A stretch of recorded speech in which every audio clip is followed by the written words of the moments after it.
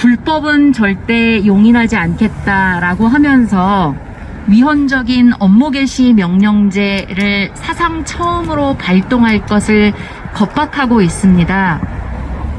법학자의 한 사람으로서 참으로 참담한 마음이 듭니다.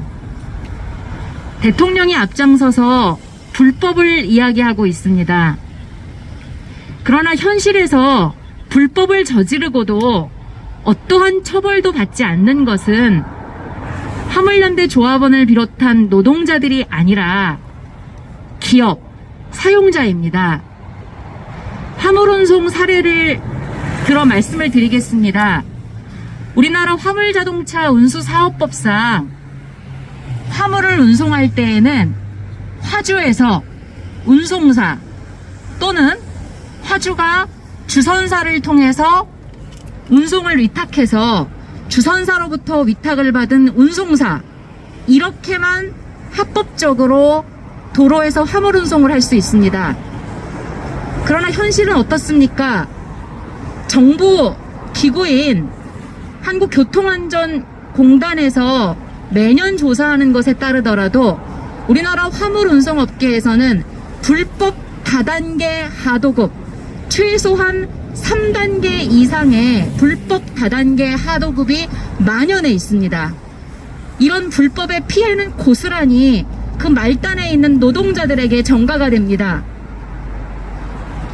처음에 화주가 운송을 위탁할 때 100만 원의 운송료를 책정했다라고 하더라도 불법 다단계 하도급의 끝에 이르게 돼서 화물 노동자들이 막상 벌 수 있는 소득은 장시간 노동 시간을 고려하면 최저임금에도 미치지 못하는 수준입니다. 이런 불법이 산업 전반에 만연해 있는데 정부는 지금까지 30년간 이런 불법적인 산업 구조를 개선하기 위한 노력은 어떤 것도 하지 않았습니다.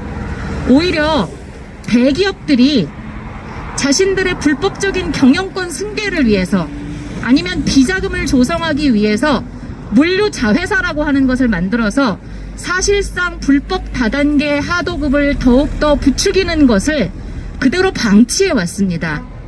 그래서 그 말단에 있는 노동자들은 최소한 먹고 살기 위한 소득을 올리기 위해서는 장시간에, 야간에, 과속에, 과적에, 과로의 노동에 내몰릴 수밖에 없습니다.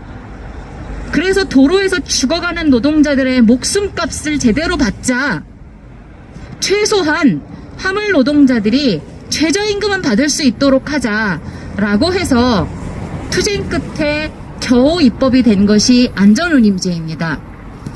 그런데 안전운임제가 2020년부터 시행이 되고 있습니다만 올해 4월까지 이 안전운임제를 화주나 운송업자가 지키지 않으면 최저운임을 지키지 않거나 안전운임을 주고서 노동자들에게 불법적으로 수수료다, 중개료다 라고 하면서 안전운임을 위반하게 되면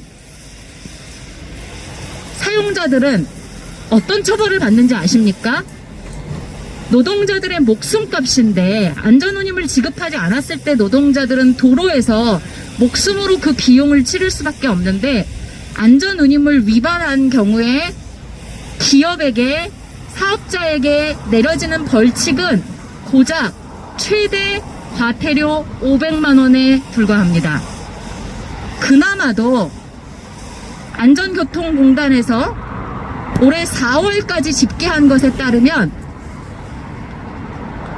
화물운송 노동자들이 안전운임을 위반했다라고 신고를 해도 이 신고에 대해서 아까 말씀드린 고작 500만 원의 과태료에 불과한 이 처벌마저도 이러한 벌칙마저도 적용된 사례가 4%에 불과하다라고 합니다.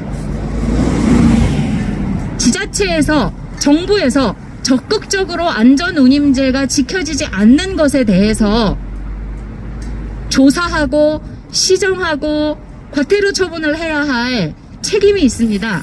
그런데 그것을 방기해 왔습니다.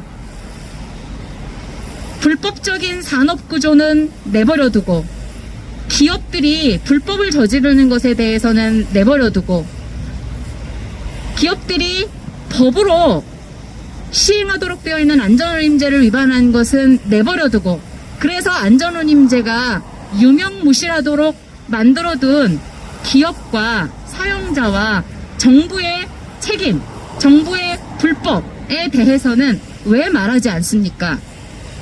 지금 화물연대 파업에 대해서 불법이라고 이야기를 하고,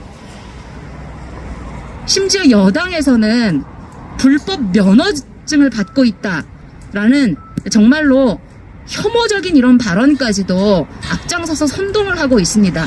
그런데 화물연대 조합원들이 어떤 불법을 했습니까? 노동자들이 먹고 살 만한 소득을 받을 수가 없기 때문에 일하지 않겠다 라고 하는 것이 어떤 불법입니까? 반대로 여기에 대해서 업무 개시 명령제라고 하는 것을 정말 발동한다라고 하면 노동자가, 국민이 처벌의 위협 때문에 강제로 노동하도록 만드는 불법 위헌을 저지르는 게 되는 것입니다. 정부의 정말 불법을 운운하는 것에 대하여 분노를 참을 수가 없습니다.